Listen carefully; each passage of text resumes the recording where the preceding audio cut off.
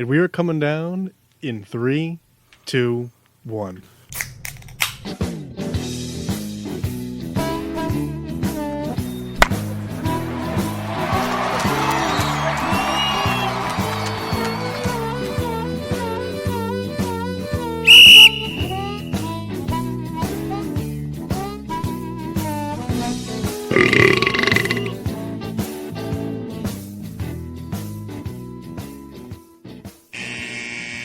Welcome to Getting Sports with Drunk. Radiver Red Baron here, joined by...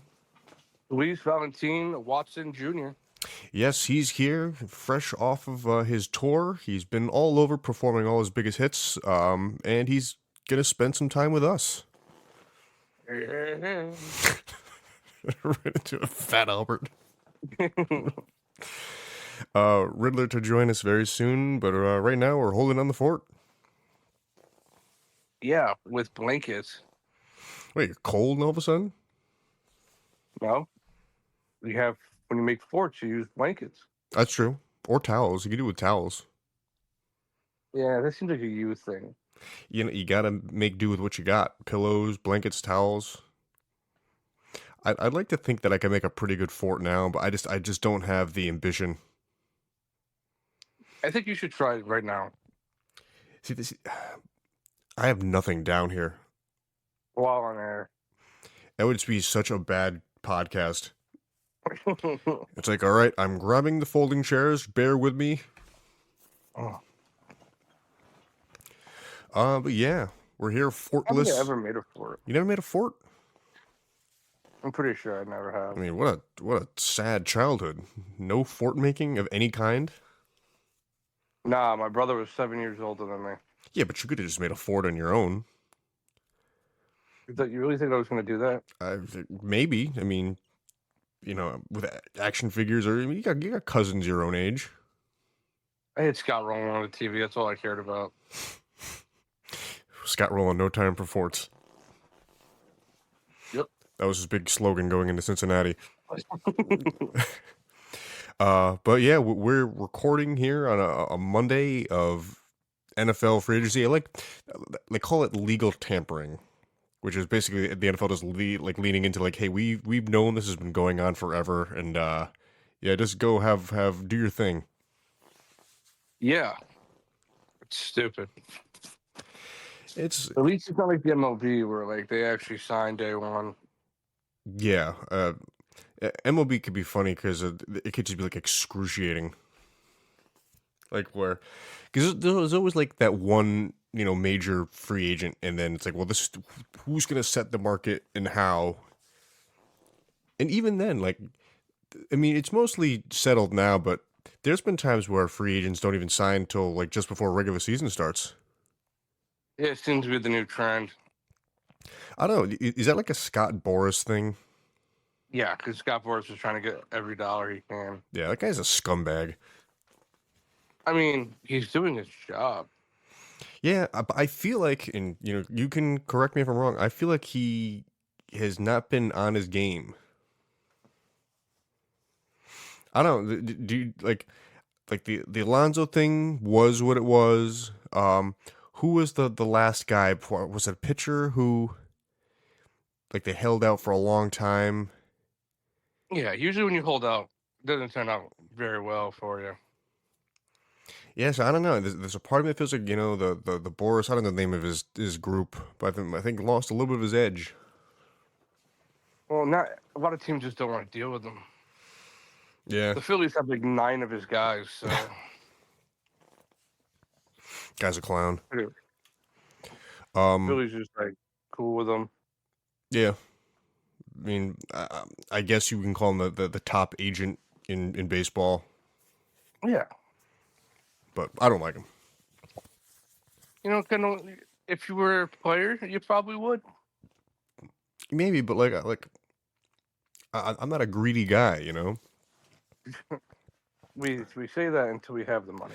Well, right. It's easy to say when you don't have the money, but like in general, like I'm imagining if I was, we'll call it like a Jerkson Profar ability, bat and glove.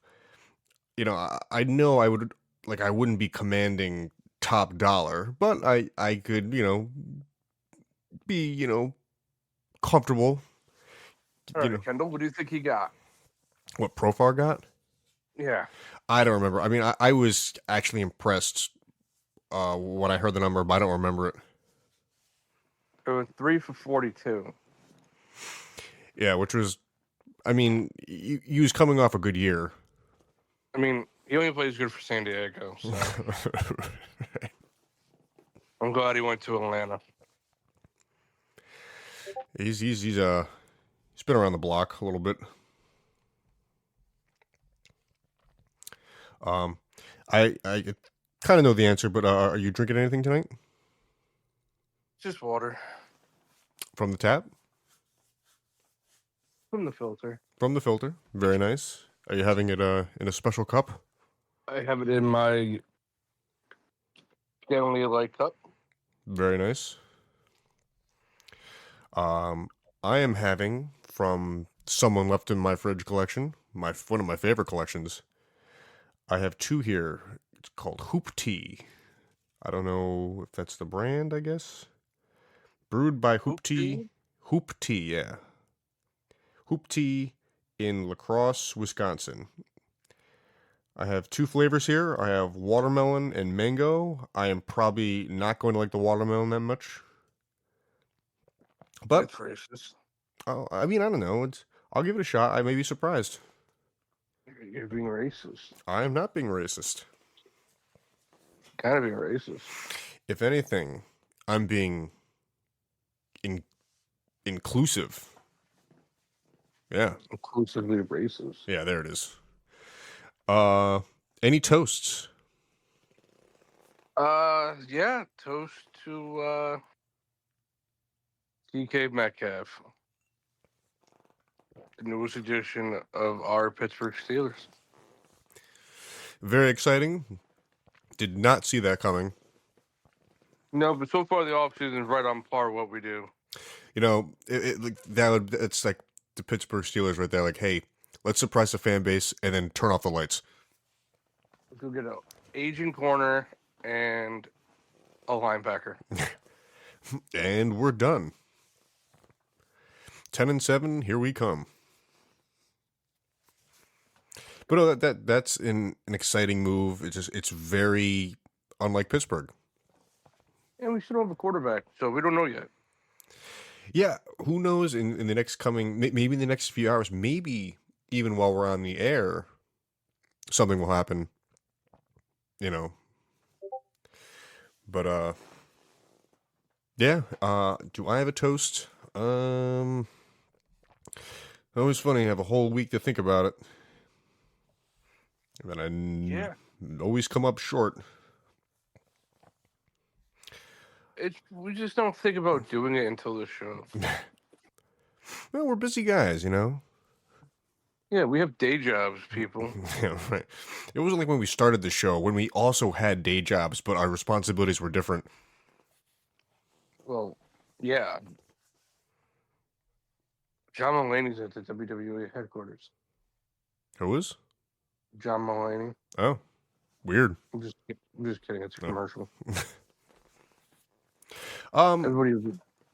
Go ahead. Sorry. I was saying. I guess I'll give my my toast to Clay Holmes. He's had like 3 spring training starts. I think he still has a 0 ERA, and just kind of pitched pretty well. Face value, take it with his spring training ball, but we'll give him a toast. Why not? He's probably never gotten one. Yeah, until like start number 6 happens, and he's like, "I'm tired." Yeah, I mean he's gonna get shelled at some point, but we'll see. Remember when he was a Pirate? I kind of do. He could be the guy. So He's got 3 teams down. Well, 3 in a row. So I mean, it's just gonna take for him to sign with Tampa Bay next year to throw that all off. He's got 3 teams down, Kendall. I'm going open minded here. Maybe Clay Holmes with a guy where we can share the jersey One from each of our teams. Phillies, Cardinals. That's it, right? White Sox. So So by the end of his career, they could be good. he's part of the way there. He's halfway there. I love how Otis is a big thing with Jay Uso right now. That's a guy. I hope he sticks around long enough that they can throw the belt on him one day. Otis? Oh yeah, the guy's just a treasure. They took the Money in the Bank away from him. I don't think that's ever going to happen. Yeah, but I mean, listen, they gave it to Kofi. Kofi waited a long time. There was a thing that I saw the other day where a black wrestler hasn't won since Bobby Lashley beat Brock. Really? Yeah. Well, it's always kind of been like I don't want to say a weird thing in WWE, but I feel like that, not that there's not like chances given, but it's weird the direction they've gone with certain champions and opportunities for certain guys. Like Lashley, I thought was a pretty good champion. Yeah, now he's off the show. Yeah, the problem is even in his second run, he just is not good on the mic. Nope. That's why when it was with another classic, wrestling WWE move. There's a great stable or faction that I think is awesome that they don't do anything with. Like the Hurt Business with Shelton Benjamin and MVP was genius. They're kind of doing that thing. They're doing that in AEW. Yeah, they transplanted that right over. But why would you not run with that? They gave it 6 months and then it's whatever. Yeah, they know that pretty quick. Classic WWE. Well, I mean, I figure, I definitely want to get into your list, but I'm hoping that Paul can join us so you can we'll talk a little bit of baseball. But I do want to we kind of talked earlier today. I kind of want to get your thoughts as a former pitcher and a coach in baseball. And we kind of got on the topic of injuries and Jacob deGrom and kind of a quick sidebar. Garrett Cole is going to be on the shelf again. This time for the year. Yep. Hello, Paul. Hello. Paulus. What's up? Sorry I'm late. No, you're right on time. We just completed our... 3 minutes that you're late is $20 extra. What? Yeah. Kendall made up that rule. So I owe Kendall the $20? You owe Kendall $20 for every minute you were late. Well, I thought you meant that if he's late, he gets the $20. No. That's what it sounded like when you said it. We started at 8:08, so... Which one... 808's and Heartbreak. Which one of you guys is giving me $20 is what I'm trying to figure out. Kendall. I don't know. You can't just do that. I mean, we got to at least split it. I don't know. So, Yeah. Kyle, just take it off what I owe you. Okay. Paul, do you have a toast, and what are you drinking? My toast of excellence is to... I had one, but I don't remember what it was. Sorry, I kind of stumbled through mine. Yeah, we do it every week. I was thinking of one going into on the ride here, but now I can't think of what it was. What the hell was it? Oh, it was to Jerry Jones. To Jerry Jones. Making a move? No, they didn't. It's not for them making a move. It's for their lack of move. And I'll actually share this photo to the group. Anybody care to take a guess as to what year and what player was the last free agency period that Jerry Jones gave a player more than $6 million a year as a free agent? Not an extension to a current player. Just a fresh free agent. Yep. Huh. Let's see. I'm going to go with... And to keep into perspective, they haven't signed anybody to a contract over $6 million since this time. And since then, the salary cap has increased by over $130 million. Wow. Hmm. Can we get the position? Sure.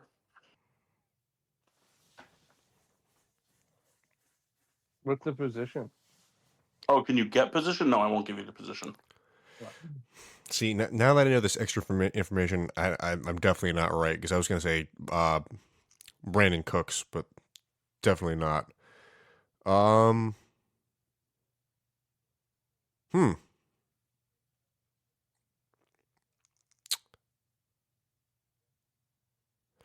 I'm gonna go with. Huh. Miles Austin. See, the problem is, I can't remember which guys were like homegrown Cowboys. Let's go with Roy Williams, the receiver. The correct answer was 2015 Greg Hardy. Oh man, forgot about that guy. You didn't forget about him. Oh, Well, the Chargers got Najee Harris, huh? Yeah. That's good. It's good for you guys. it's one of those things. Like, I will miss him. Yeah, but now you're a diehard Giants fan. Oh, I see. I saw that quickly and I missed it. The Giants signed Roy Robertson Harris. So, are you Right. a diehard Giants fan? I guess I have to be now. Yeah, you're damn right. The Giants also signed Chris Board. I don't think I even know who that is. It's Jesus Christ. Thank you. Jason Bourne, it's Jesus Christ. Well, like Justin Bohr. Oh, Daddy. But yeah. I got nothing for that. I don't know why I did that. Well, I'm sorry. we've been speculating over Kyle's list over 2 weeks. Yeah, well, one of us, someone couldn't do it because you had a tummy ache. My belly was so upset I couldn't do the show. Okay, too many pearl onions. That'll do it. I fucking hate pearl onions. My tummy hurts so bad. No, I need a CBC. I paid for that liquor you asked for. Yeah, but I'm paying you back, so who cares? Just be nice to me till you paid me back. No. That's how that works. Oh, Souls, quick update. That watermelon hoop tea, I don't like it. Where did you get that from? When people came over for the Royal Rumble, they left stuff in the fridge, which is always my favorite. And I have 2 of these hoop teas. Who brought those? Kim and Billy did, I'm pretty sure. That's so funny because I used to sell that brand, and it also comes in a 3-liter bag with a spigot. Oh my god, really? Yeah.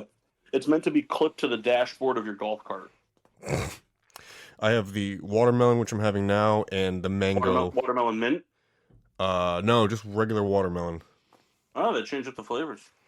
So I'm more hopeful that the mango will be more my speed, but I'm not really caring for it right now. It won't. I'll get my beer real quick, though, so we can start into Kyle's list. Continuing my saga of Irish beers, Irish-style beers for the month of St. Patrick's Day, a.k.a. Kyle's birthday. Yay. And Jeff's. I am drinking from Windsor, Connecticut, and B Sharp Brewing, the Ruby Rebellion, a Irish-style red ale. Very nice. And then I will follow it up, if I'm still thirsty, with a vodka soda in a can. By whom? I'll tell you if I drink it. Fair enough. At the review. Fair enough. Mm-hmm. I'm gonna crack my beer. Crack 'em, yak 'em. You mean yards after the catch? I'm not waiting this long. Sorry, I just turned on ESPN Plus, and it's 25 minutes till the Blackhawks puck drop. I'm not waiting that long. Why not? Right. Well, like I'm not waiting that long. As like I'm not gonna watch the pregame that's on mute for 25 minutes. Yeah, that's pretty brutal. They're playing Kyle's team though. Oh, Avalanche? Mm-hmm. Big Avalanche guy. Mm-hmm. Can name you I am. all You the traded players. Mikko Rantanen a couple months ago. You can't even spell Mikko Rantanen. Yep. I can't spell a lot of things. All right. This is for a GSWD point. I've been keeping track in my head, by the way. So I haven't heard the GSWD point in a long time. That's because like I don't think anybody really cares about them, so I just award them silently. So this is for a GSWD point. I'm going to give you both a hockey player to spell, each individual one. Whoever gets the closest doesn't have to be correct. Whoever gets the closest wins. Okay. All right. So Kyle, I'm going to give you first. Ready? Mm-hmm. All right. Your player is. Are you ready? Yep. Sergio Bravosky. Sergio Bravosky. Yeah, don't look it up. Oh, I swear to God, I'm not. Brabovsky. May I have the country of origin, please? Really? Yeah. He's Russian. May I get it in a sentence, please? No, he's Okay. from Jersey. Sergei Bravosky is the Russian professional ice hockey goaltender for the Florida Panthers. It's actually a really good sentence. Brabovsky. B-R-O. You're not going for the first name, just no first name. Oh, are we doing the whole thing? I mean, I would think it would make it. You have a better chance at being close, right? All right, so Sergio. Sergei. Sergei. So S-E-R Stir G-E-I. Sergei. B-R-O-B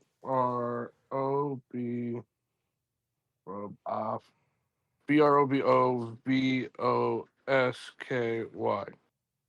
Pretty close. You got the first name right. Last name is Bobrovsky. Ah. So you jumped the feelers. All right, Kendall, you ready? I'm ready. All right, Duncan Keith. Oh, what the fuck?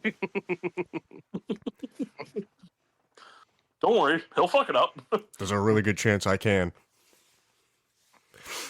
Am I doing Country Duncan? of origin? Am I doing Duncan Keith? Would you like the country of origin? Yes, please. No, I'm not going to give you Duncan Keith. That would be absolutely ridiculous. All right, you ready? Yes. I don't think you're going to like this one. Probably not. Are you sure you want it? I'm ready. Kyle, should I give him the easy one or the hard one? You can give him the easy one. Okay. Kendall, give us a... Actually, that one's pretty easy if you just kind of know how to... If you just know the trick. There's a trick with this name. But I think Kendall is actually smart enough to kind of know the trick. So I don't want to do that. So, Kendall, why don't you do this one? Why don't you give me Dustin Byfuglien? Okay. Dustin Byfuglien? Mm-hmm. Okay. God, I'm praying it's just really... Do you need to know any statistics at all?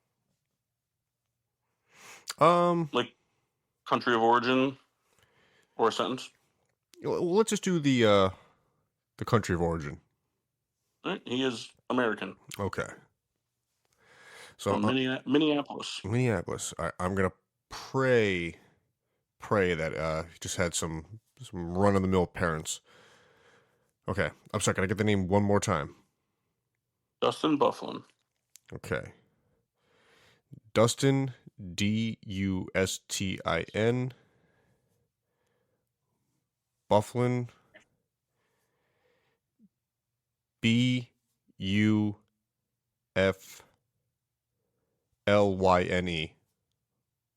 All right. Kyle, you won this one. Congratulations. Kendall, we were looking for Dustin, Dustin, which you got correct. Byfuglien, Byfuglien. Idiot. Never, ever would have gotten that. Fun fact about Dustin Byfuglien: he's the first American-born African-American player to win a Stanley Cup. Now that's a toast. And he's a professional fireman now. Wow. Seems actually like a pretty alright guy. Mm-hmm. Anybody care to guess Guess what what? team he's won the Stanley Cup with? Can we get the Can we get what state is in? No, can we get the years? the years that the year the Stanley Cup was. No, the years that he played in. Oh, so he played from 2005 to 2020. Okay. Oh wow.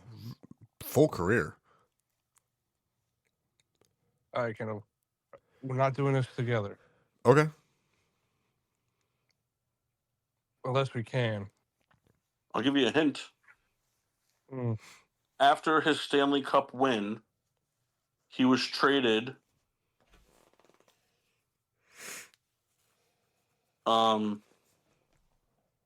He was traded with 3 other players to the Atlanta Thrashers the year after they won the Stanley Cup. Right,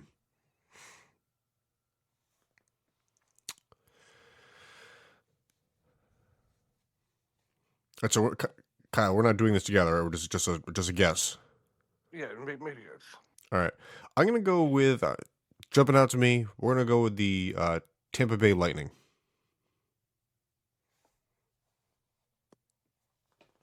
Okay. Let's see. I don't think it was a Lightning.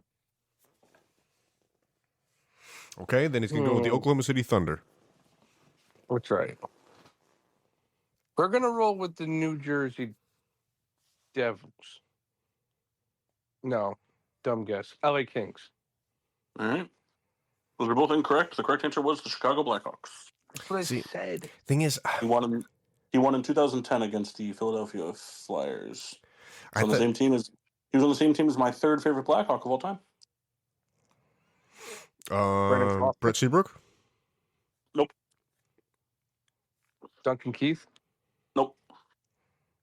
Duncan Keith is numero dos. Patrick Kane. Nope. Patrick Kane's like 9th.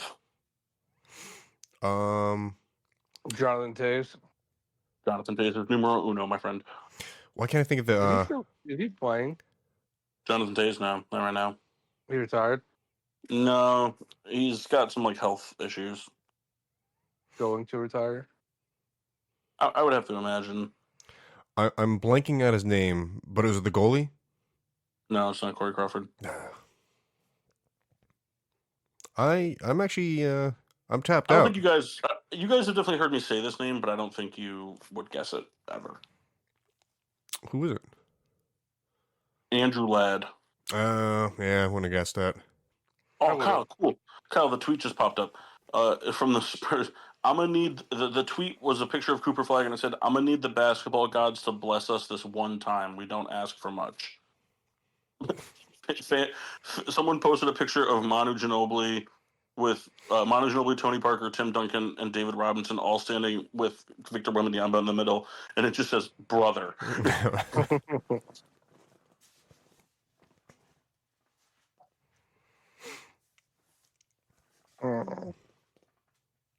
That's So good. everybody's day today. Well, everybody's day was all right. Been the mass has been spamming us with NFL news all day. This is the time to shine, man. Hey, I'm here for it. You lacked with a couple names. Well, I gave the guy credit because there's definitely some names that like I just do not care about, but he's there. He's on the front lines. He also did it Twitterless. Yeah, that's another good call.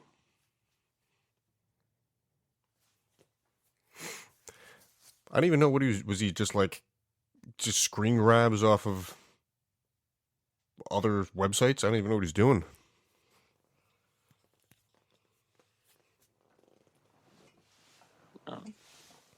NFL trade rumors. We can talk about the moves our team made and how teams made and how we feel about it after we do Kyle's list, though. Yes. Kyle's list first. The long-awaited cows list. Yeah, your list, man. We were prepared to give you front stage and center last week.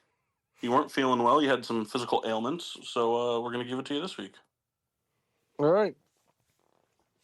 My overall top 25 Major League Baseball players, This is encompassing of all positions. all positions. And will you be giving us an explanation as to how you were deciphering between certain players, given the complete different nature of how they are? So there's not a lot of pitchers on here because starters only throw once every 5 days, right? hmm And so like just like that, the value of pitching goes down. So there are some pitching in there, not a lot. I'm already at a big disagreement with you, but it's your list. I give you the freedom to do what you wish. It's just when you talk about the top overall players, that's what I mean. Don't get me No, wrong. look, I get it. I I get value it. pitching more than hitting, anyways. I totally get it. But as we've talked about many of times, baseball is a game of failure.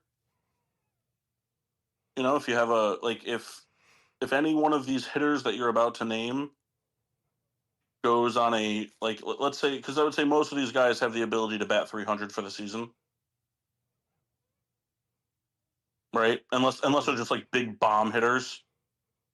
But like, right? Would you make the argument that most of the guys you're about to name can hit 300? For the most part, yeah.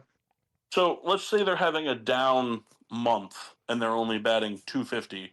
They're getting an at bat 1 out of every 4. They're getting a hit 1 out of every 4. If the starting pitcher is having down, and he's only getting what, 6 strikeouts, and I don't know. I just think that it's a little bit weight heavier. I'm just trying to help you out. No, I get it. No, I'm just teasing. And then the hitting, I went for this year potential, past few years, just stuff we already talked about with these guys. But I just switched up some orders because, like, as I thought about it, I was like, all right, I do value this guy more than this guy. So, as we dive into it, number 25. Kendall, you care to take a guess who number 25 is? Number 25. Juan Soto. You got it. I was trying to remember the previous list. Well, I was going based off of him specifically asking you and not asking us. It's not Juan Soto. But No. is it Pete Alonso? No, he's not on the list. Damn it. Is it Fernando Tatis Sr.? Yes. Back for one more run. Number 25 is Arizona Diamondbacks' new acquired ace, Corbin Burns. Steady, high strikeout, lots of fucking quality starts. He's an ace. Can't go wrong with Corbin Burns. Like, I was surprised Baltimore didn't throw everything they had to keep him because he was so good for them last year.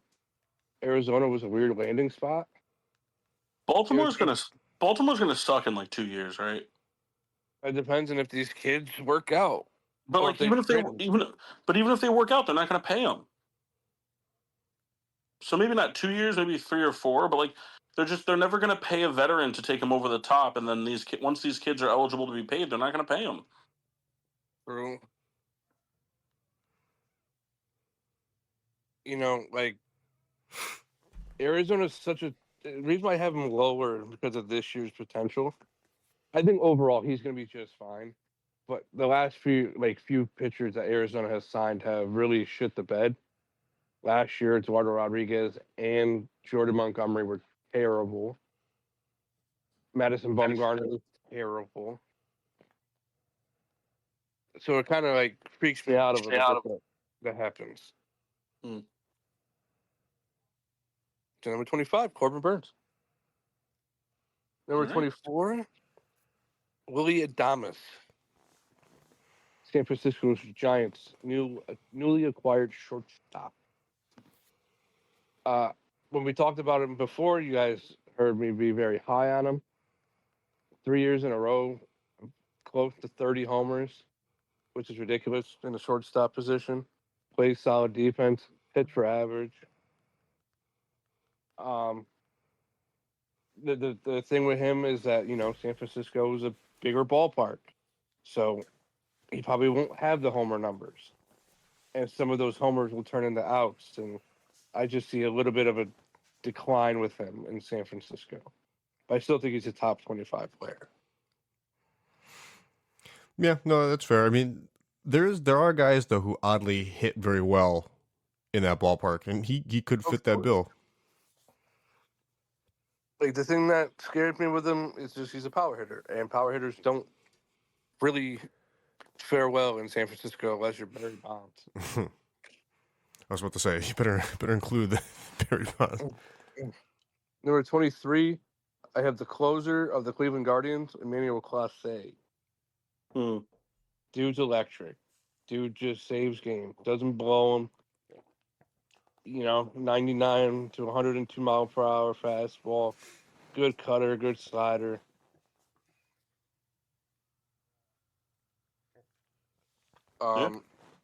Big reason why Cleveland's so good. That bullpen. Best closer in baseball? It's not even close. You mean it's not even close? Heyo.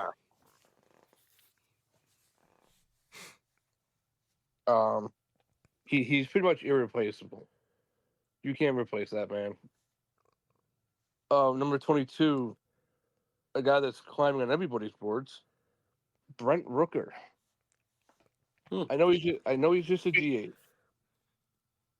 but the power numbers are insane for how he played in Oakland.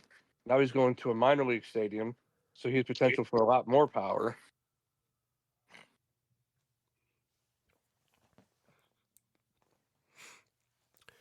I think the thing though is like I understand like what you meant when you say like just a DH, but like I think with like the universal DH now, I think that kind of doesn't carry the same weight anymore. Like it's like it's less of a like knock against the player now because it's actually just a genuine position. Whereas like before, in the American League, it was just like hey, we really need another bat, but we don't really need you anywhere else, so you're just gonna DH for us, and then when yeah, hey, you know what I mean? Like now it's like a legitimate tool.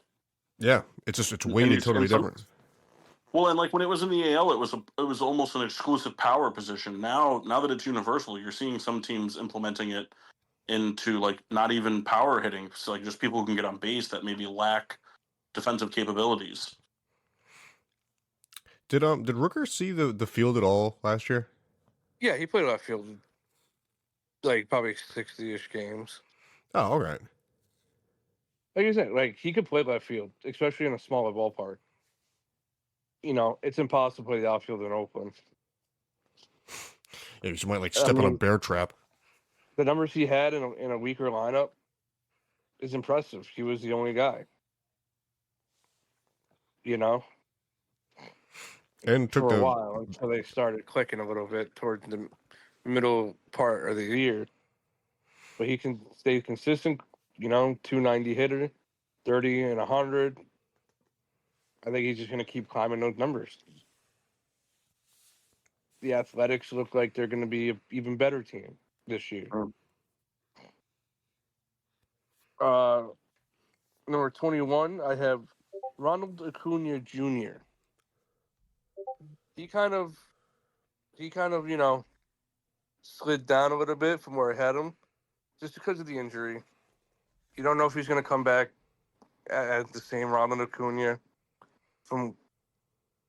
It's been almost a year now since he's played a baseball game.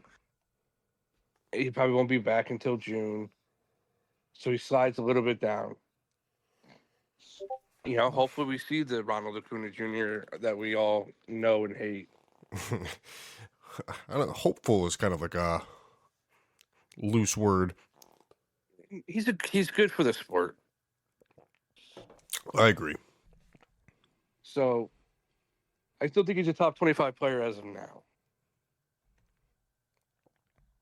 Number 20. I could get some flack for this, but I think he's still a top 25 player, and I think it's Michael Trout. This spring, he kind of looks back to normal.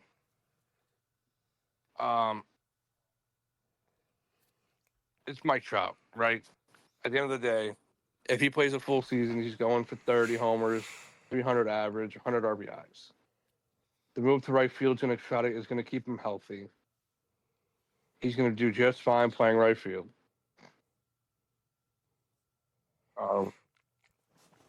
He's still one of the most dangerous hitters in all of baseball.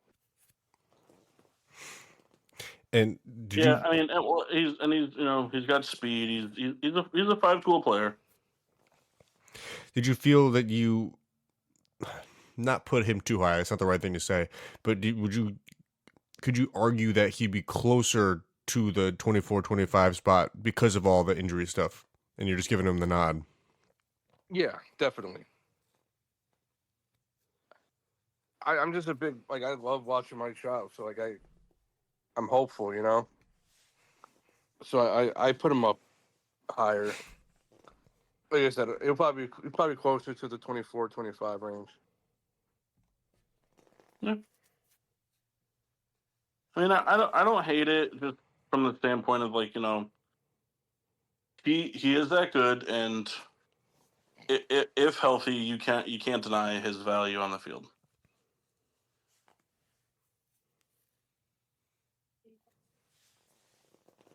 Like he can make the Angels relevant.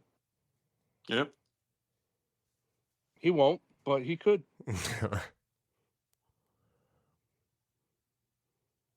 Number 19, we have Rafael Devers.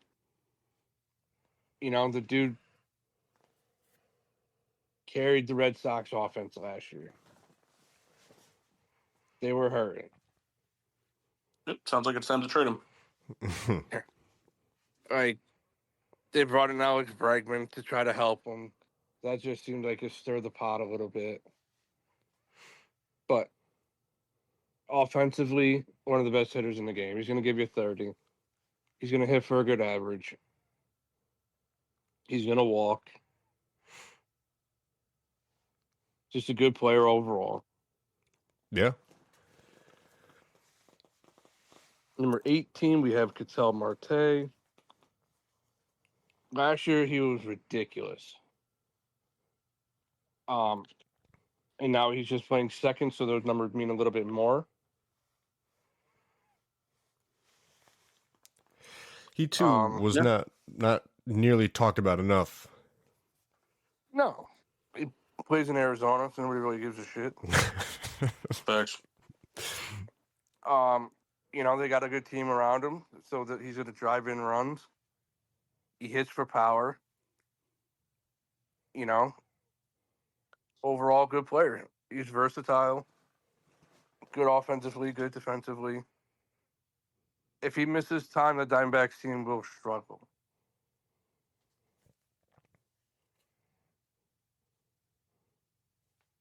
Number 17, I have Pittsburgh Pirates starting pitcher Paul Skeens. Reach. Yeah, I like that. Different opinions. What'd you say, Kendall? I was just joking. I said reach. But I will say, I mean, we talked about this when you had him on the list prior for the pitchers. I am with you. I am of the opinion that the sample size is small, but he was electric. You can't deny his ability. No, like, here's the thing. Usually I would agree with you. But it's not like he just went out and he gave up a few runs a game and stuff like that. He went out and he completely dominated. 10 strikeout games, no runs, 7 innings, consistently. He developed a couple new pitches. Well, I mean, and it's just one of those things where, like,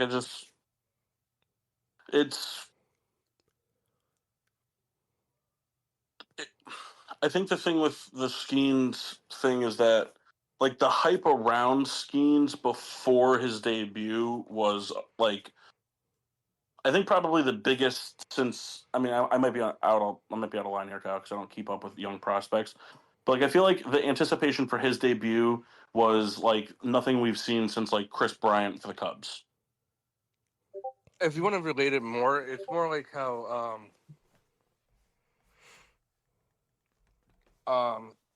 Steven Strasburg was being brought up. Okay.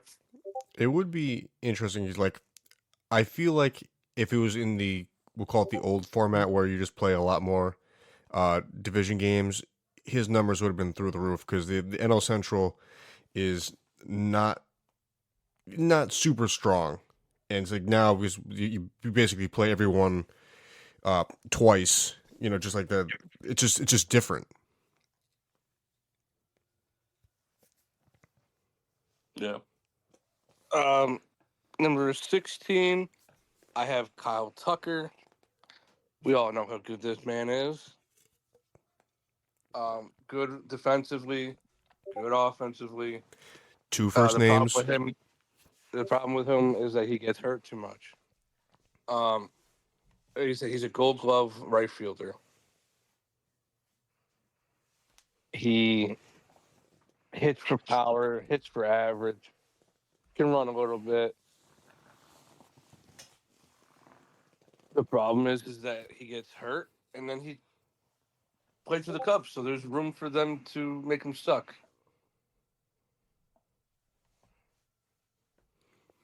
Sorry. I haven't been this excited about a nonsense release in a long time. The Niners released Kyle. The Niners released Kyle Juszczyk. Did they? Yeah, and it only saved him $2 million. I want the Bears to sign him so bad. That's kind of a weird move. He looked fabulous as that Raw. Well, they are in New York. Yeah, Macaulay Culkin. Why don't you ask Massey who's that raw?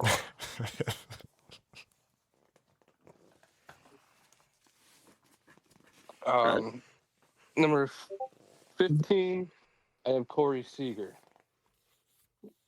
Dude's a fucking stud. Yeah. If he's healthy, he's the best shortstop in baseball. Do you think that, like, he's still relatively young, right? I think he's creeping up to his 30s. Do you think the World Series run from the Rangers saved his like Hall of Fame potential? I don't know if he's a Hall of Famer, but it definitely saved him from like. But like he definitely wasn't without it. Correct. Yeah. Like so far, the contract he got from the Rangers has been such a win for them. Yeah. Like everybody made fun of the Rangers for signing him and Simeon, but it's worked out beautifully in their favor. Got a ring, baby. Simeon plays every fucking game, and he's been relatively healthy with the Rangers. Remember when that guy was an error machine? Yep. Now he's winning Gold Gloves and hitting 40 homers. I feel like all the Rangers who are on those AL teams that lost like 3 times in a row hate him.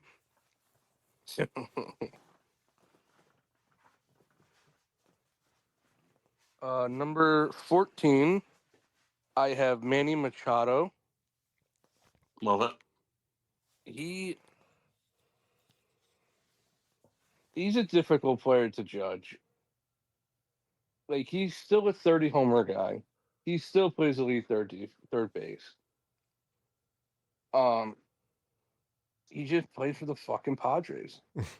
Well, I think. Yeah, but oh, sorry. Go ahead. Well, I was just saying, Riddler said it whatever, 2 weeks ago, 3 weeks ago, when you did the list. I think one big thing for him is like there's not really that nonsense component anymore, which is a big thing. Yeah. The move to the Padres like saved his. The move to the Padres probably saved his career in terms of like being considered a cancer, because that was the whole thing. Like when his free agency became available, like that was a big talking point across the whole MLB landscape of You know, oh, this guy is a cancer. You know, you don't want like major organizations were like, you know, fans of major organizations were talking about like, oh, I don't want this world class talent because of, you know, his attitude, and like that's a really big deal. And you know, the Padres were the perfect team to take the chance because the Padres would have, you know, they would for sure sign somebody that like that, even if he was a problem.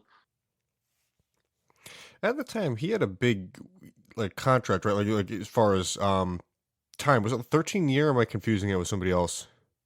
No, it was 13 years with a 5-year buyout Okay. or like player option or something like that. Because he got extended. Hmm. There were talks about him becoming a free agent, and then they extended him. Good move. It's been a win-win for them. Yeah. Number 13, I had Detroit Tigers starting pitcher Tariq Skubal. Another one of those guys, man, where like he jumped onto the scene last year, but in such a dominant fashion. He was pretty much unhittable like in the first 3 months. High strikeout guy, doesn't walk a lot of people. You know, really developed himself into a true ace. Hmm. Number 12, I have Zach Wheeler. Another one, like again, throws tons of strikes. Doesn't walk a lot of guys. Doesn't give up a lot of runs. One of those contracts that you could really look back and be like, he's been worth every fucking dollar. Yeah, he's okay. Yeah, he's all right. Number 11, we have Yordan Alvarez. Plays left field. Is the Just tallest motherfucker of all time. hits the ball so fucking hard, so far, Yep. and he hits for average. Guy is like a robot. Like, whenever his contract's up in Houston, he's going to get paid a lot of money. I Even had if you ever, I, was- I had him in fantasy baseball last year, which I absolutely hate. But that guy, you know, had me crawl out of the basement. I owe him everything. are you doing that league again? I don't know. I didn't like how you had to put money in that weird account. I don't know. I'll think about it. Number 10, we have Gunnar Henderson.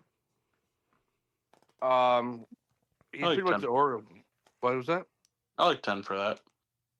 Thank you. He's probably the Orioles' best player. Hits the ball hard. He's a 5-tool player. Gold Glove caliber defense.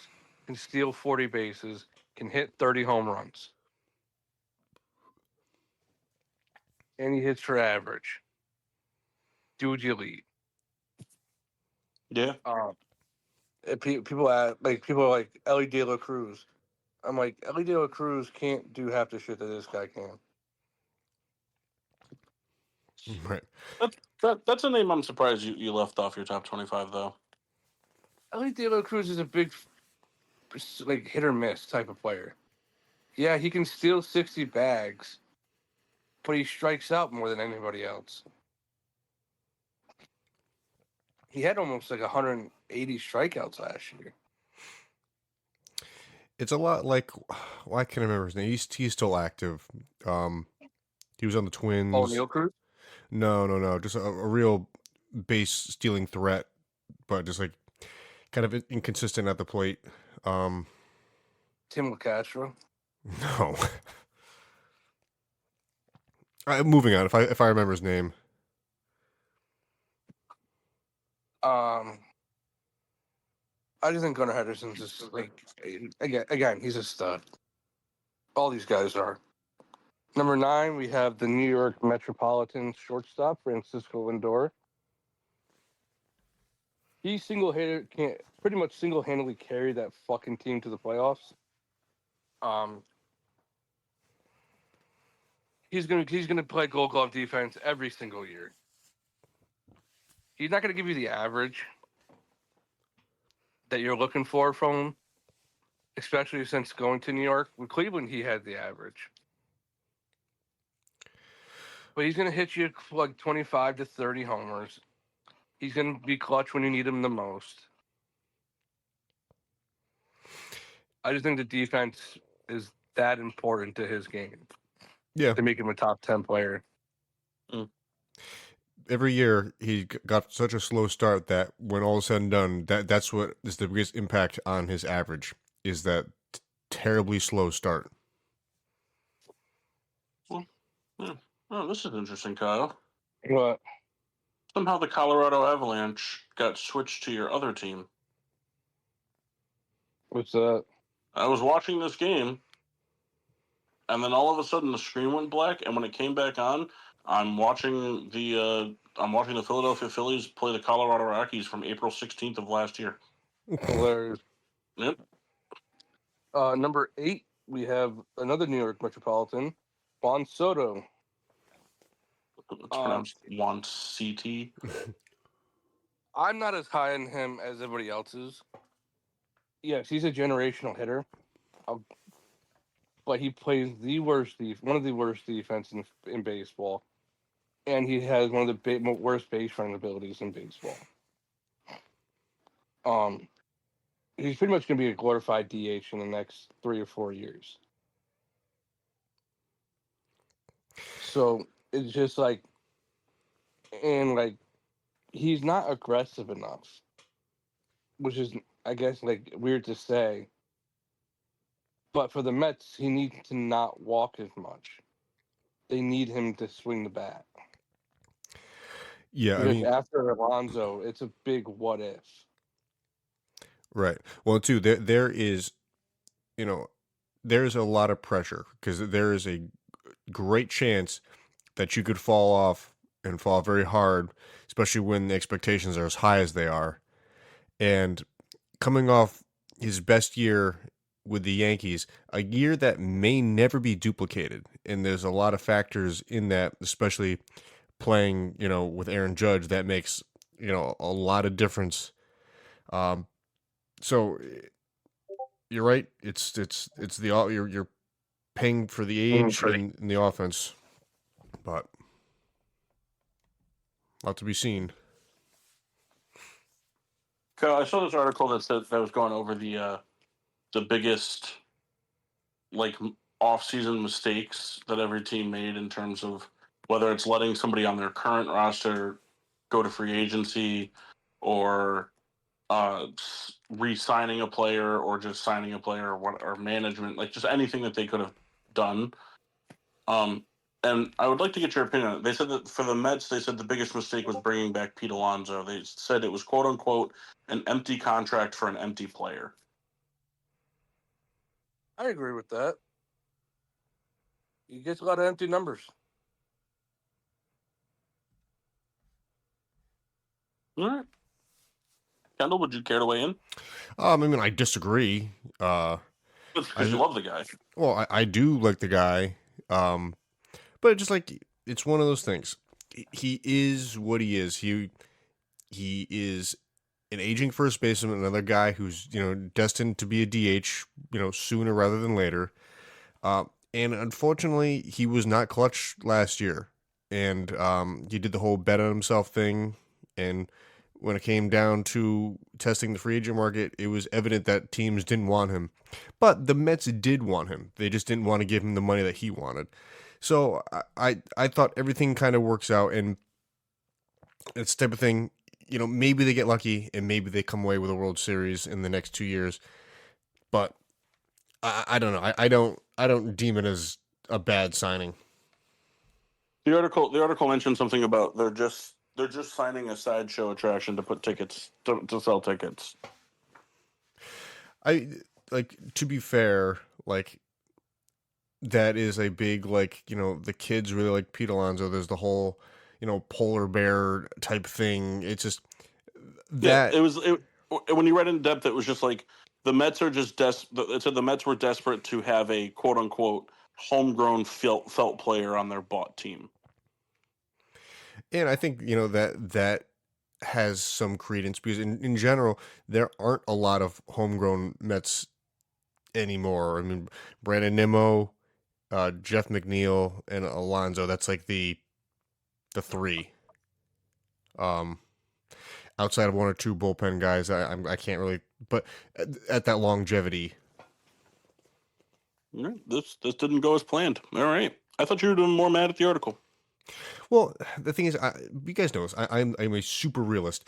Like I don't like that, and I do disagree wholeheartedly. But I understand from a practicality standpoint why someone would say that.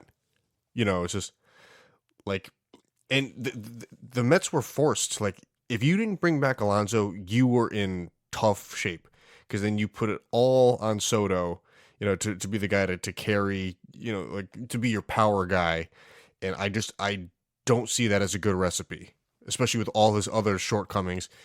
Like now, hopefully, the two guys, Soto and Alonso, respectively, can kind of take the pressure off of one another, and it's going to work out, barring people stay healthy. All right. Souls. James Daniels went to the Dolphins. It's a good pick for them. And Chase Young went back to the Saints. Yeah, and a big deal. Talk about a guy that really has not lived up to the hype, huh? Yeah, him and Jadeveon Clowney. Pretty much the same guy. Yep. All right, with your list. All right, number 7, we have the LA Dodgers first baseman, Frederick Freeman. He's really good, and we all hate him. No, you're a liar. He's Right. the player. He's the player that both of you would be ecstatic if you found out that your teams were signing him. Yes, of course. Kendall too. He's just super consistent. He's gonna win you ball games. He's clutch. He's a good first baseman. You just can't say enough about him. He's a good father. Probably has a mediocre penis. Probably. He's a good father. I don't know why both those things made me laugh. He's a good father, and then he's got a mediocre penis right after. Can't say enough about the dude. No, he's Every good. year, He's a good guy. He's a hell of a ball player. And one thing that I think really, again, kind of, we talk about like this things becoming brought to the light. Kendall and I were kind of talking about this earlier, how there's just so much more of like a fountain of information available to us these days with social media and everything. Like I think another thing too is like from MLB fans, like people who were not fans of the Braves or the Dodgers, when the Freeman thing happened, I think a lot of like MLB fans were poised to kind of dislike Freeman because the Dodgers were a fun team to hate. But then you kind of like that news kind of came out like how like the agent kind of played a major role in like making sure Freeman didn't really go back to the Braves and like he wanted to be a Brave. Is Freeman a Boris guy? No. No. I don't remember all the agent he had. I don't remember all the details. But oh man, Connor Bedard just took a puck right at the neck. Ouch. He got rocked down to the ice, and when he went to get back up, a puck was trying to get cleared and hit him right in the throat. He's all right. He's a bitch. Is he?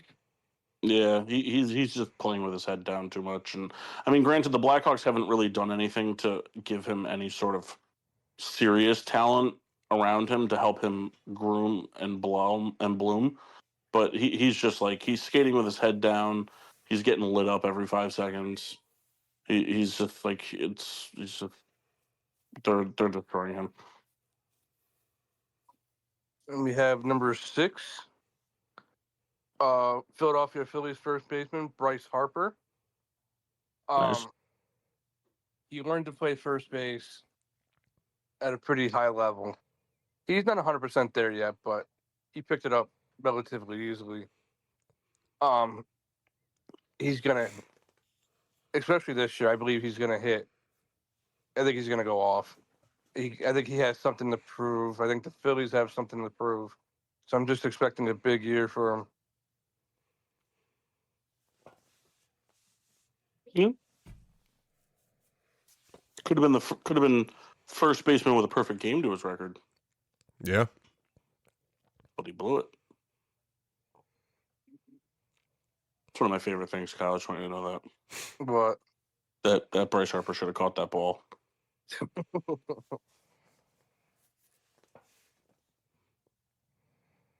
It's only like if the White Sox had actually managed to come back, man, how fucking annoyed of a ride home that would have been for you. The thing about that game too, it was really moving along, and then that set things in motion for a really long inning. it wasn't that. It was the ninth inning that took forever. But I mean, if the Blackhawks, if the White Sox had come back to win that game, what a bad ride home that would have been for Kyle. Alvarado came in and threw one pitch, right? Yeah, I think so. Hilarious. But no, I think Bryce Harper's just, again, elite level talent. Number 5, Jose Ramirez. 30 really homers, good. 30 stolen bases. Gold Glove defense. Single-handedly makes the Guardians a contender every year. That's their whole offense. Yep, and he is really good against the White Sox. Everybody's really good against the White Sox. All right, seemed unnecessary. Oh, hey, Kyle, there's your toast of excellence. But Nathan McKinnon just recorded his 1,000th career point. nice. Hey, Paul, off topic real quick. Yeah. Why did they trade Nico Rantanen, whatever the fuck name is? Money? Yeah, I mean, I don't really look into it, but money, and I also think too, like, kind of looking into. Oh man, sorry, I just like threw up in my mouth. It's always my favorite. I also think too, like, Colorado kind of wanted to shake some stuff up. They're not really where they want to be in their division right now. You know, you get Minnesota's, on their heels. They're a game away from being in 4th place essentially. So you kind of just gotta kind of cut some ties and shake things up when you can.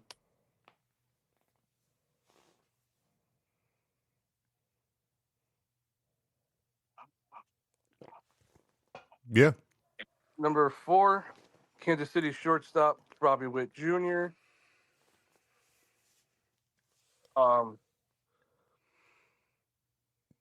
That guy's really fast. He hits the ball very far. Gonna win a Gold Glove soon. Again, another guy that single-handedly brought their team to a level that no one thought they had. Kansas City making the playoffs was not on anybody's fucking radar last year. One more thing, Kyle. Sorry to interrupt, but I also think too, without looking at it, he was probably a free agent at the end of this year. So it was probably one of those things where it was like they probably were at like contract impasses. So one of those like get something for him instead of just letting him go. Makes sense. Yep. Sorry, Eric, go ahead. Yeah, Bobby Wood Jr. is just He's really good. player. He's really good. Game-changing player. Number Also, 3, Aaron Judge. So far, I'm just hearing 25 guys that are really good against the White Sox. Aaron Judge has to be the best player in the world this year. He has to be. The Yankees already lost Garrett Cole for the year. Giancarlo doesn't look like he has any arms left.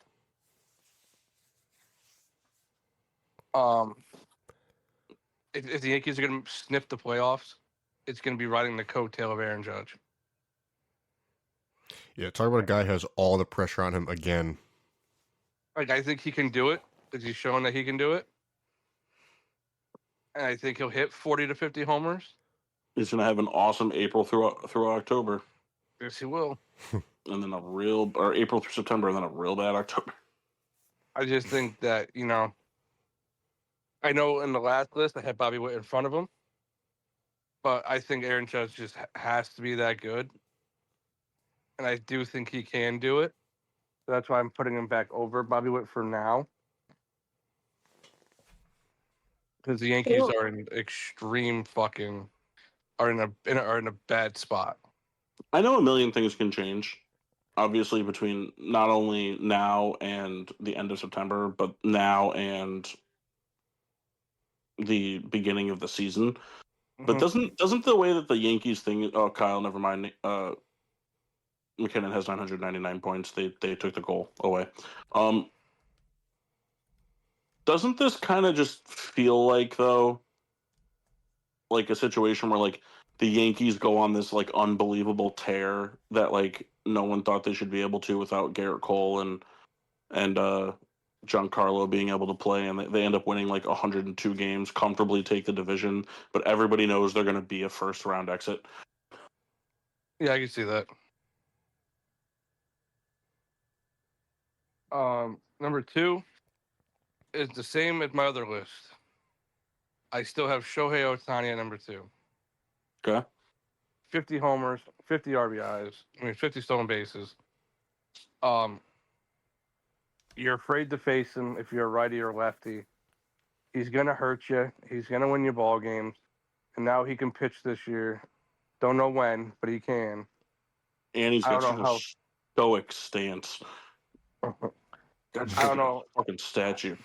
I don't know how much he's gonna be able to pitch this year, or how effective he's gonna be. But just the Maybe fact that he can, maybe he'll just be a bullpen arm. they might need to. That's what I'm saying though. Like maybe he's just like going to be a bullpen guy. Yeah. If I was a Dodgers, I would consider that. Because you're not gonna hit him when he pitches. Well, you will when he's done pitching for the day. Yeah. The Because they Ohtani made it. rule. You're stupid. And then number 1 The undeniable number 1 best player in baseball, is, Odubel Herrera. you got it, of the Mexican League. No, number 1 is Mookie Betts.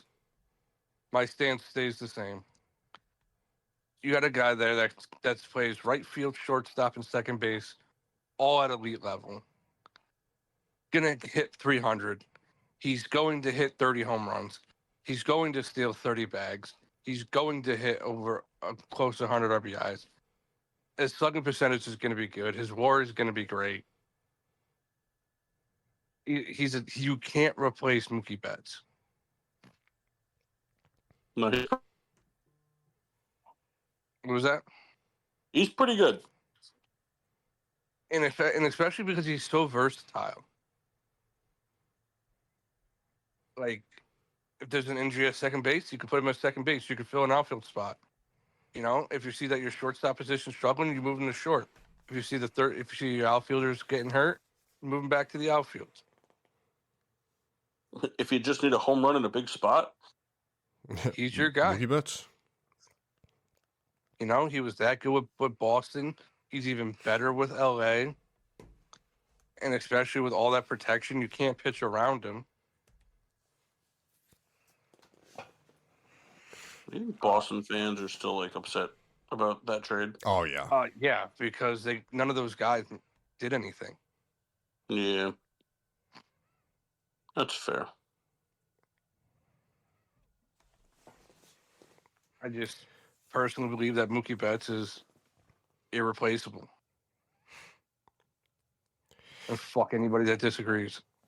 Now, a question for you: prior to things happening, was Garrett Cole ever on this 25? No. He's not better than any of the pitchers that I named. That's right. I was just curious. Cole is a very good pitcher. but he still gets roughed up like more times than these guys. Like, you'll see an outing like every like 3 games of him just giving up 4 runs, 5 runs, giving up 8, 9 hits. Yeah. You don't see that with any of these guys, really. It'll happen because every pitcher has a bad day.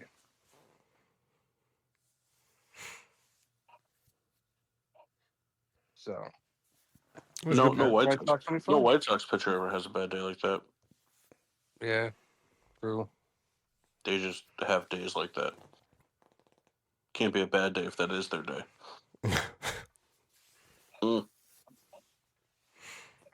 Good list. I like your list, Kyle. I like that you changed it up too from the original. Thank you.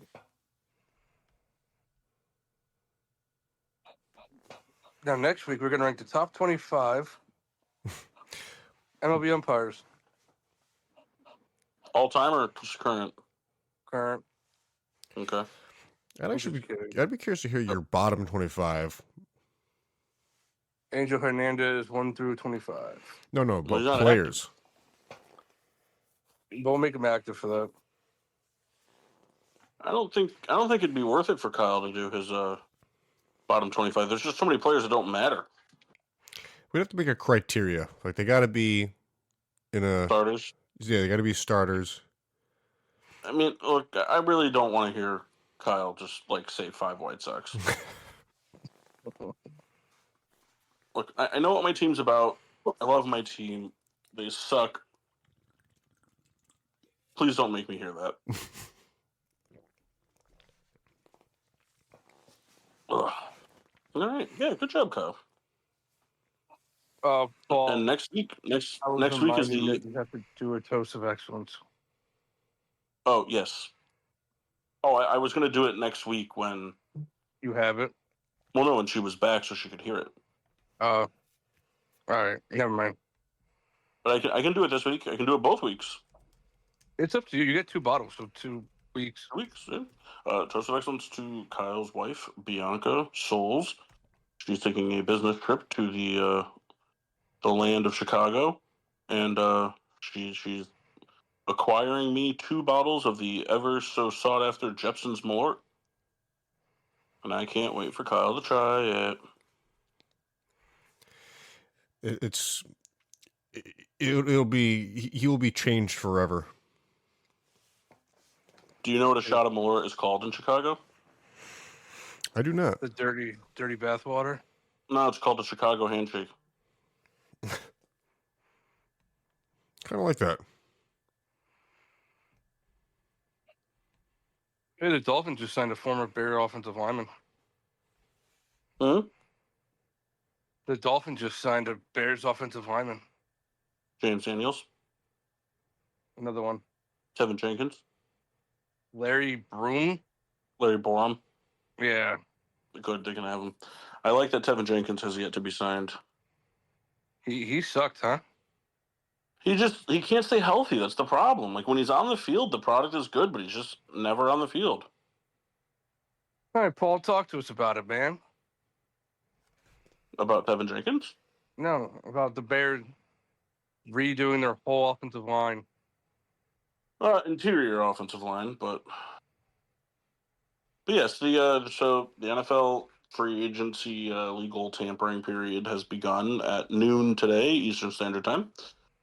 But prior to the free agency market being opened up, which many kind of viewed as a very less than free agency market, a lot of teams decided to go out in advance and make trades as well as signing cut players to deals ahead of time because the class was kind of whatever. The Bears were not any. They were not. They were not shy when it came to doing that type of thing. So before the free agency period, going into this offseason, the Bears were basically more or less in need of an entire interior offensive line. Tevin Jenkins, their starting guard from last year, was let was let walked in free agency. The center position they also let walk in Coleman Shelton because he was absolute dog water. And Larry Borum, Nate Davis combination no longer there. So the Bears addressed early on. They gave a 6th-round pick to the Rams for former Lions Pro Bowler Jonah Jackson, who's I believe will be going into his 6th year in the NFL. So a Ben Johnson acquisition there. New head coach wanted one of his old guys back, shiny new toy to play with. And then Ryan Poles got on the phone and used his relationship with Kansas City and their cap struggles to acquire the services of guard Joe Tooney. So two veteran players, one like serious like locker room veteran type guy, and Joe Tooney. And then the legal tampering period, the Bears didn't waste much time making a splash. They got Dahlman from the Falcons in free agency, the most coveted center in free agency, making him the 2nd highest paid center in league history. So now they have a completely new interior defensive line. They also managed to sign defensive edge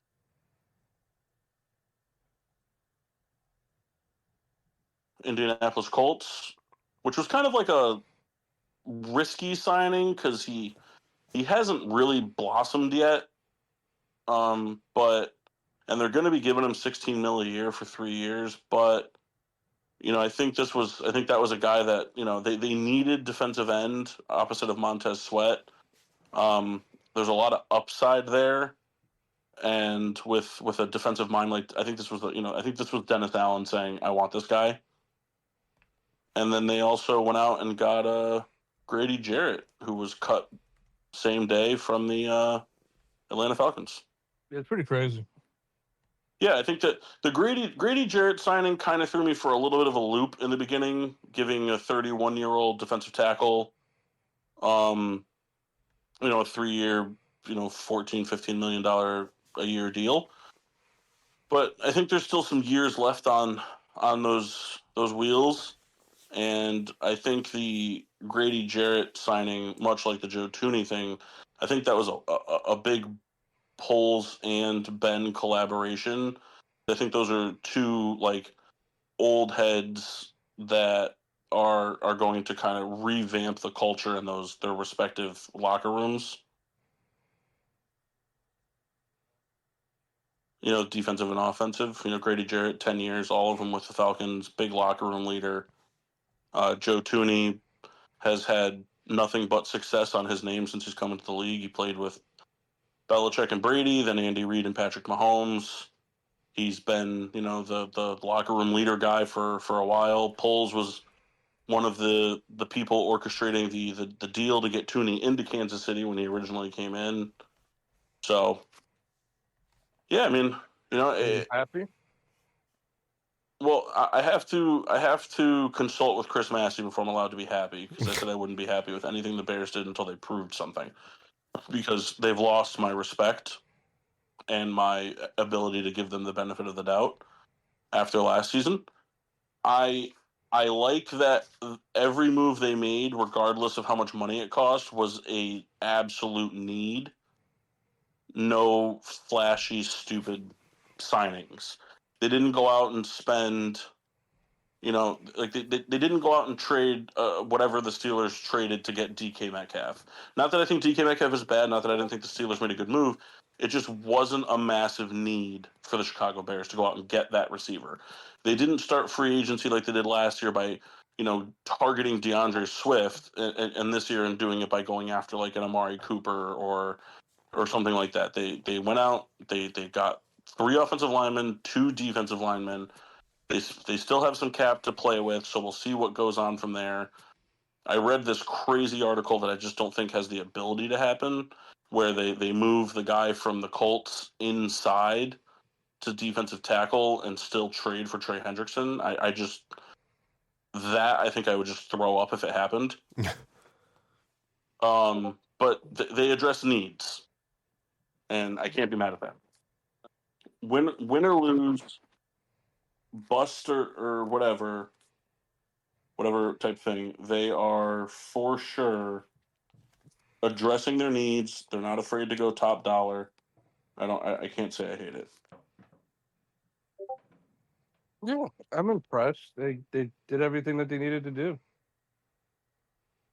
Now the rest is on Ben Johnson making Caleb Williams better. Yeah, it's going to be on Caleb Williams to continue to try to shake off the college playing style he's accustomed to. Ben to design an offensive scheme that works for, essentially what's going to be, kind of another quote unquote rookie year, because new scheme, whole new offensive line, that whole type of thing. And it's going to be on Poles to make the right decisions and do the right things in the draft. There's still holes on this team. They still need depth at safety with Jaquan Brisker, having a lot of concussion problems, and Byard being on the older side. They still need a third receiver. We'll see if that comes through free agency or through the draft. They don't really need a veteran wide receiver. I don't think it would hurt, but at the same time, I know Ben Johnson likes a lot of speed. You don't tend to get a lot of speed when you go with age. I like that they brought in that tight end from the Dolphins as like a blocking tight end, kind of just another veteran in the room that knows what Ben Johnson's message is all about and can kind of help get the players on board. Shout out to Jeremy Smythe. Yeah, but they need more offensive line depth. They definitely need more defensive line depth. They could, they're going to need a linebacker to replace Jack Sanborn. So there's things that they need, things that can be addressed in the draft, for sure. But you got to fill those needs. There's still holes. There's always going to be holes. Dig 'em up, boom, boom. I tell you, actually, speaking of holes, I've been watching that show Severance with Samantha. Have you guys been watching that show? Have you guys watched that show at all? I'm familiar with it, but I've not seen it. I thought you were going to say the movie Holes. So we've been watching Severance, and I don't even technically know if she's considered the antagonist or not, but like the main quote unquote bad guy is Kissing Kate Barlow from Holes. Oh, really? Yeah. Christopher Walken's in it. Oh, no way. Adam Scott from Parks and Rec. So they got the cast of Holes. Well, none of those other guys are in Holes. Yeah, I was thinking of Shia LaBeouf. No, the movie with The Rock and Sean Scott. Walking Tall. The Rundown. But whatchamacallit? Yeah, Christopher Walken's in it. Adam Scott from Parks and Rec's in it. The butler from Mr. Deeds is in it. Oh, Hilarious. I would like to change your socks.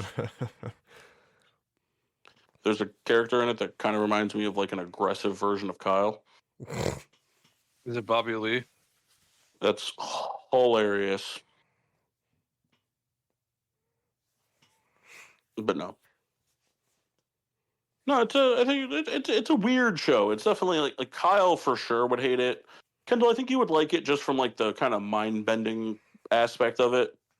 Yeah, I like that type of stuff. The always thinking. The whole premise of the show is basically you're severed at work. So it's a known thing. It's not a secret. When you go to work, you go down an elevator. And when you're in the elevator, basically like this little chip that they implant in your brain kind of shuts off your outside memory and turns on your inside memory.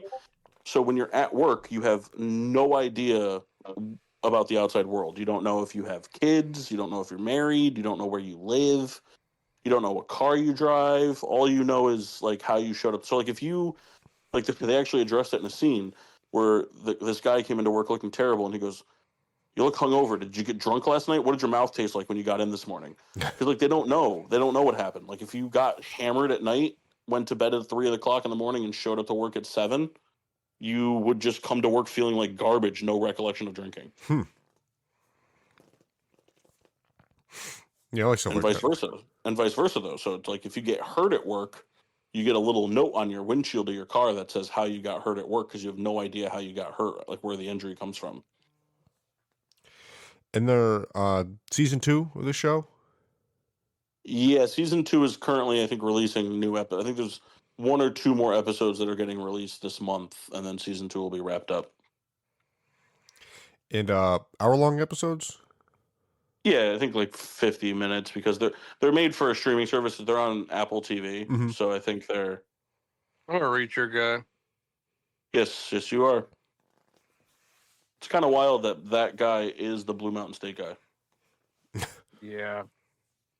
So funny in Blue Mountain State. Let me see the condom you were going to put on my quarterback's weenie. He also did the voice of Raphael in Ninja Turtles. Yeah. Oh, I didn't know that. Yeah, and the new ones. I bet He's you didn't know also that. jacked. I bet you didn't know that David Spade's a natural blonde either, Kendall.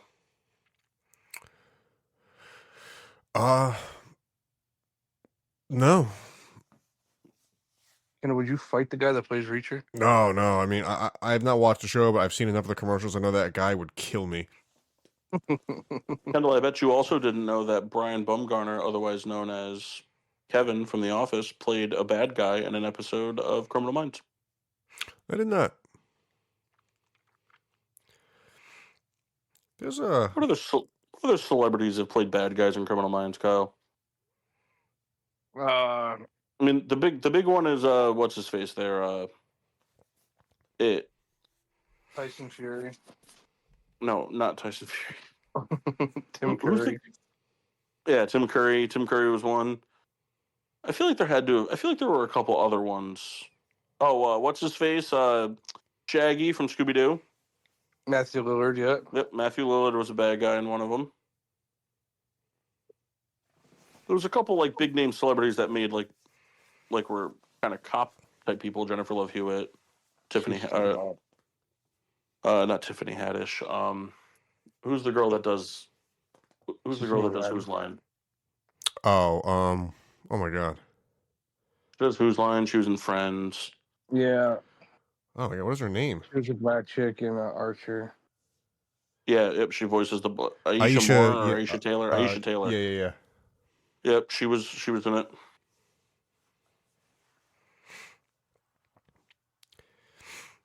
I tell you what, though, for a show that aired as long as it did, not too many major celebrity cameos. Yeah, they pretty much had a consistent like cast. Yeah. Good cast though. Until they all hated each other.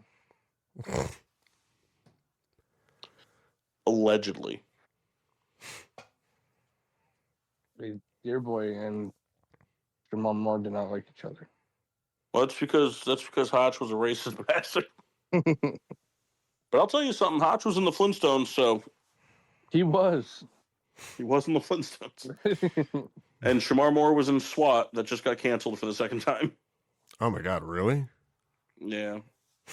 I mean, like, look, we get it. You're a jacked black guy, and you left a cop show to play in a cop show. Right. Let's be real. Let's call it how it is. Oh, I wish that Byron Murphy thing that Massey just posted wasn't true. He's very good. Yep. They've actually, like, my entire division signed a lot of good players today. Yeah, Nate Hobbs is really good. Yeah, it's a real bummer that they're all just going to be better again. Bears are going to win 9 games and be in last place. I mean, we still don't have a quarterback. Yeah, but you will. It'll be Aaron Rodgers. I hope not. It's gonna be. It's Yeah. funny. There was a part of me, still is a part of me, that was kind of disappointed about Fields. I'm telling you now. After they traded for DK, Fields was off the table. Once they traded for DK, not only was Fields off the table, but I think that I don't think Fields was off the table. Fields was off the table as your day one starter. Like Fields was, I think they would have brought Fields back and like a compete for the job kind of way if like they didn't get Rodgers and they had to sign somebody else or something like that. But like he was never going to be promised the starting job, and I think that was the problem. Like he feels that he did enough in those games in Pittsburgh to warrant at least getting another chance to start, and the Jets can give him that. I mean, the Jets Yeah. don't have a high enough pick to take a quarterback. And all the quarterbacks in this year's draft are lackluster anyway. So even if the Jets do take somebody, like if they do get Shadur Sanders at what pick do they have? 8 7 or 8. or 8 something or like 9. that. Yeah, like so if they take Shadur Sanders or Jackson Dart there, like he's not going to start right away.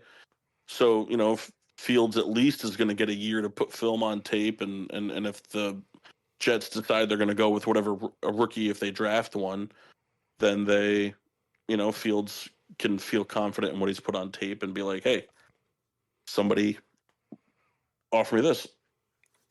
The Steelers now have 2 receivers that are go down the field and get it. That's not Yep. the type of quarterback Justin Fields is. No, listen, No. I get all that stuff. I will forever be stuck on like the what might have been, because I had all these expectations of what, like, bringing him in, and then with Wilson and like this aspirations of this like really cool playbook that just never happened. So that's what I'll be stuck on. Like, I get it. I'm with you. It all makes sense. I'm just disappointed, I guess. Yeah. I mean, I think it's all kind of like weird. Where do you guys think the rest of the before we sign off? Where do you guys think the rest of the quarterback dominoes fall? Sam Darnold's in Seattle. Fields is with the Jets. I think if I had to put some like money on it, I think Zach Wilson to the Dolphins. Well, that's a backup situation. I mean, more like starters. Geno You Smith never went to the know. Raiders. I think Rodgers to the Steelers just makes too much sense.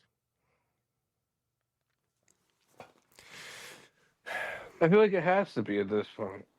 Yeah. Where do you guys think? Where do you think Russell Wilson goes? Giants. Yeah, I kind of think the Giants. I'm gonna. I agree that makes the most sense. I'm gonna throw a dark horse one out there though. Titans. I think he goes to the Colts. Oh yeah. I read some stuff that the Colts were apparently like kind of putting out feelers to see if there was interest in Anthony Richardson, and didn't really get any bites on it. I think that they've really dropped the ball in the development of Anthony Richardson, but I also think Anthony Richardson just has a lot of problems as a starting quarterback. And Russell Wilson, not to kind of put him in the same situation, but you can kind of bring Russell Wilson as the intended day one starter, but kind of keep the options open as a competitive type thing. Anthony Richardson's not all that different of a quarterback that Russell Wilson was when he came out. He's just a kind of a bigger version of it. But he's that scrambling, kind of extending plays, whip it down the field kind of guy. That's kind of what Russell Wilson was all about in the beginning of his career with Seattle. He was extending plays, scrambling around, and then finding Doug Baldwin for a random 27-yard gain. Yeah. I wouldn't be surprised. Do you think is there any situation that like because I know that the topic of Richardson being moved, where is there like they just like, all right, we're gonna hold on to you, learn from Wilson,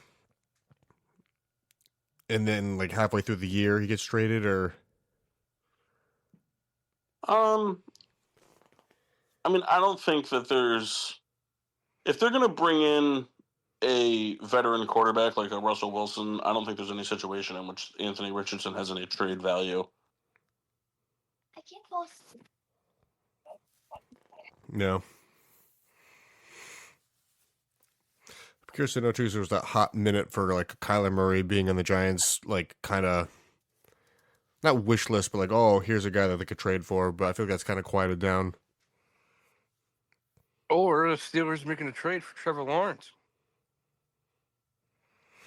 You think they're gonna take on all that money? What's the worst that happens? They print be more good for- money. But here's the thing. I get what Mox says about him not having a good career so far. But the dude has had 3 head coaches, new regimes like every year. He's Who? never really had good weapons. Who? Trevor Lawrence. I mean, I think that I think both things can be true, though. I don't think Trevor Lawrence is the generational talent that we thought he was in the NFL. But I do think that there is still untapped room between where he's at and his ceiling. Yeah. I I don't think it has anything to do with him. It has everything to do with the organization.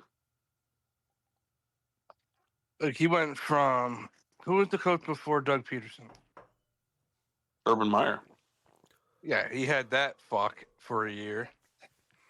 That doesn't even count. Then he had Doug Peterson where he got better. But like all Doug Peterson teams, they fall. And now he has his third coach. Which also means Travis Etienne is going to be insane. Because that Liam Cohen likes to throw the ball to the running backs. Yep, and they got rid of Christian Kirk and Evan Ingram. Yeah, and then Calvin Ridley left the year before, even though he not a number one in my books. But like, you keep taking away his weapons every fucking year. How do you expect this guy to be good? No, that's fair. I would just be surprised if Pittsburgh made that move. Well, Kendall, we need to do something. And it's a risk that they should be willing to take because they need a quarterback. He's still young enough to take on that contract. And Aaron Rodgers isn't a long-term option. And you guys need to find your post-Ben long-term option. And honestly, not to start an argument, and I'm not saying it's his fault. I'm just saying the longer you go without finding your long-term option, the more and more heat there's going to be on Mike Tomlin when the Steelers fail. Yeah, I get it.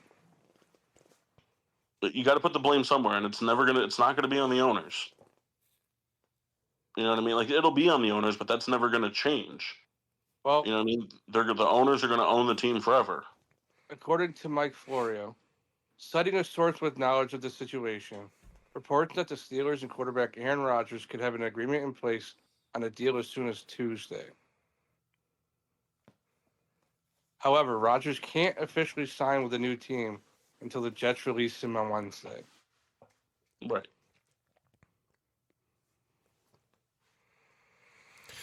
Right. So you guys can't sign Aaron Rodgers until Wednesday. The league year starts, right? That's the problem that you guys are in versus like where the Rams are. The Rams could do what they wanted because Devontae Adams was cut. Yeah.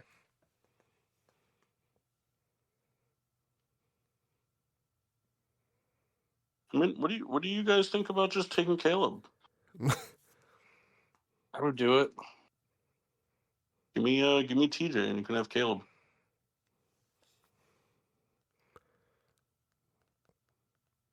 Are you still saying you would do it, Kyle? No. Here's the thing: Rodgers can still be like he had a good All right, year. fine. Give me Joey Porter. He will give you the guy we just signed today.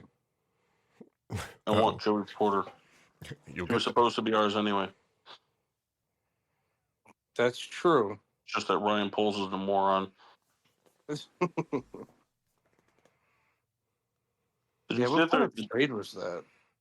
It was them just doing everything that they could to give. They were just desperately trying to make sure that they knew Justin Fields wasn't the answer when the season was over.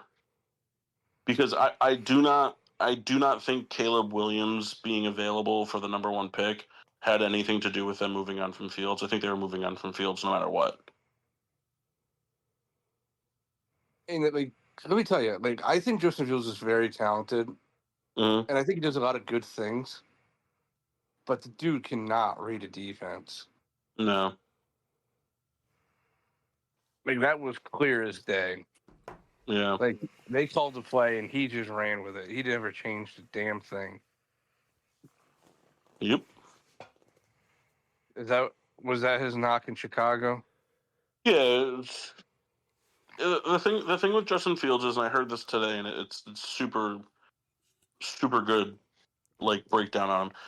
Justin Fields has a big enough arm with decent enough deep ball accuracy and so much speed off the edge, like running, that he's always going to have a highlight reel quality tape to put together.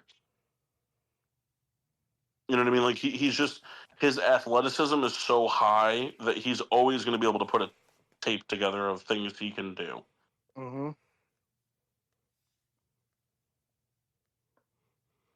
And that's, Like he could be for good with the them. Jets. Like Garrett Wilson could be great with him. Expectations are at an all-time low. So, you know what I mean? The Steelers thing was a lot different. The Steelers thing was you're going to an organization that strategically and, smartly wins. The Steelers do not swing and miss on a lot of players. And, was Justin Fields great? No, but you can't say that the signing of him was a failure. No, So, neither was Russell Wilson. Yeah, right. there was just a lot of things at play this year. Like and that schedule at the end of the year was bullshit. You're gonna have a 10-day stretch of Eagles, Ravens, and Chiefs. Yeah. Like, come on. yeah, I mean it was unfortunate, but like to the original topic, like Fields in Pittsburgh, in 6 games, I think it was a resounding success, and it so happens that like when we talked about this, if Wilson doesn't get hurt going into the year, we may not even know what he was really all about. No, they were going to go with Wilson no matter what. Yeah. Like there were games where Wilson won that Fields wouldn't have won. Right. Like that Commander game. Wilson when Fields wouldn't have been able to make that throw to Mike Williams. The Bengal game, he can't throw for 500 yards. Right. So it's just like the move made sense. Yeah. And just what happened down the stretch is what people remember. Yeah. Well, and the thing too is just that that the Steelers team, like, it was exactly was the quarterback play great? No, but we've talked about it in length. It's two decent running backs who were not able to really get a consistent run game going, a lack of depth at the receiver position. Freiermuth is great, but Freiermuth is not a top tier receiving tight end. He's a do everything tight end. He's an okay receiver. He's an above average receiver. He's an above average blocker. He's just a good piece. But he's not going to be, Pat Freiermuth's receiving ability is never going to be the reason that the Steelers win or lose a game. If they win or lose a game based off of Pat Freiermuth's receptions, it's more likely it was won or lost off of the quarterback's delivery of those receptions. Right. And so, this year we'll see. They went out. They've got their first kind of like solid receiving duos since I guess Brown and Juju. I want to say Brown and Juju for that 1 year, and then before that Hines Ward and Mike Wallace. Yeah. Mm-hmm. Because Mike Wallace wasn't on the team when Antonio Brown started coming into his own, right? So He was there. I just don't know when. Brown he didn't come into left. his own yet. Because Okay. Brown was on that Super Bowl team that lost to Green Bay, but he wasn't that guy yet. No, he was a 6th-round pick. He was a kick returner. Yeah. Yeah. Because you guys had Emmanuel Sanders on that team too, right? Yeah. Unfortunately, yeah, he sucked for us. Yeah, he really turned his career around in Denver. Guy just couldn't hold on to the fucking ball. Yep. Coulda, shoulda, Yeah. woulda. Here's the thing: we signed Rodgers. You're gonna get good quarterback play. Well, and you'll get competitiveness. The only Yeah. thing with the Rodgers thing to me is just that, like, I can't fathom Mike Tomlin signing up for a guy that's just like a guy like Rodgers, who's just kind of like this is what I do, and this is how it's gonna be. Kind of, you know what I mean? Like yeah, like the the Pat McAfee thing, like for the most part, that happens on his off days and things like that. But like, it's still just like it's an outside of the locker room distraction, and I find it very surprising that they would be so interested in it. Yeah, I agree. It's not like he was bad last year. No. It just, like Paul's saying, he's a guy who comes like just with a lot. That's just how he is. I mean, do you see our receivers? Yeah. This offense is going to get a lot of penalties. Oh yeah. They're going to fight everybody. How did Bob feel about DK? He likes it. Yeah. You're not going to find your second round pick is not going to be better than DK Metcalf. No. And they needed a receiver in the worst way. Mm-hmm. And you know what? Maybe DK is a good fit for Pittsburgh. Yeah, maybe. Like Pittsburgh's always been home to a physical brand of football. And he's a physical receiver. Yeah. You know, And if maybe anything, he'll tell George Pickens, shut the fuck up, dude. Well, say, and the other thing too is if anything, at least you know that any interceptions Rodgers does throw, DK is going to be there to make sure they don't score. Mm-hmm. By the way, Kendall, the answer to your question is that DK is going to be wearing number 1. All right. Why? Who's 14? Pickens. Oh man, first fist fight, love it. Oh yeah. I think they should have to do like a UFC style match for it. Get that solved in training camp. Yeah. All right, gents. Well, let's wrap this up. I gotta hop off here soon. So. Yeah. All right, water was great. All right. Kendall? I had 2 of the hoop teas, the watermelon flavor and the mango. I did not care for the watermelon. Just in general, like all the hard iced teas to me have a very similar, flavor profile. I do like them. They're good tweeners, but for me, the watermelon was kind of just too. I don't know. I just it doesn't mesh the way I wanted. Mango, however, was more of that traditional tea type flavor, I guess. Like, reminded me of just like, oh, your peach tea, whatever, blah blah blah. These are very drinkable, 5% alcohol by volume. Brewed by Hoop Tea in La Crosse, Wisconsin. I will give the watermelon a 1 out of 5. Would not get again. The mango, however, I will give it a 4.3. Would absolutely get again. Gross.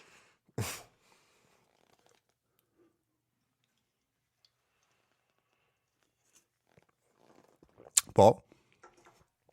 What? I'd like to hear your review. Oh, so I only have the one beer. I didn't dive into the other things, so I'll save that as for another time to review. But I had the Ruby Rebellion from B Sharp Brewing, an Irish style red ale. It was pretty good. I would have liked it to be a little bit colder than the car temp I had it at. But it wasn't very traditional, but like it was like a good like American style, like a very good like an American red ale. I mean, it was not to me super in the Irish component. It was kind of missing a little bit of that like the homage. It was a little more ale, a little less red. It was a solid beer. I mean, I would give it the beer as its own, like a 3.2 out of 5. And I would drink it if it was available. As an Irish red, though, I probably would give it like a 2.8. I think it could have been better. Interesting. Yeah. Kendall, where can they find us? They could find us at Facebook, Getting Sports with Drunk, Twitter and Instagram, GSWD_4. Make sure you use that GSWD for all your daily uses. Whether it's finally admitting that you love Freddie Freeman, like these gentlemen here tonight did, or, defending the polar bear. Yeah. Which we're okay with that. That's your guy. hey, through and through. Follow, like, subscribe, do those things that you would do on social media because we got it. Allegedly. Oh, we got it. We sure Yeah, do. we have it, but allegedly. Right. Exactly. And hey, you want to find our show? We are everywhere. Mm-hmm. Google Play, iHeartRadio, Spotify, you name it. Type us in Google. Wherever you find internet and radio podcasts, you find us. Yeah. And yeah, thanks for tuning in to the episode of Getting Spoiled with Drunk. We'll do a more in-depth kind of recap on some free agency stuff next week when there's been a little bit more, like when there's actually been some like actual contracts signed, a little bit more movement. There's still a slew of players that are set to be released when the new league year starts. You know, I expect, you know, the release of Cooper Kupp and Aaron Rodgers and players like that. So we'll have more to talk about, and you know, we'll be kind of taking that little 1 week pause before the official birth of the American opening day of MLB. Although next week is MLB meaningful baseball. Cubs Dodgers 2-game series in Japan. Yes, sir. God, I hope the Dodgers just get embarrassed. No, but you keep hoping that. I'll hope the other thing, and Kendall will be an unbiased party in the middle. Exactly. All right. Well, until next time, I'm your hostess, Cupcake the Riddler. I'm Martavius Cornelius Right. Rogers Jr. No, you're Martavius Bryant. And the Rat of a Red Baron. Meow. Yeah.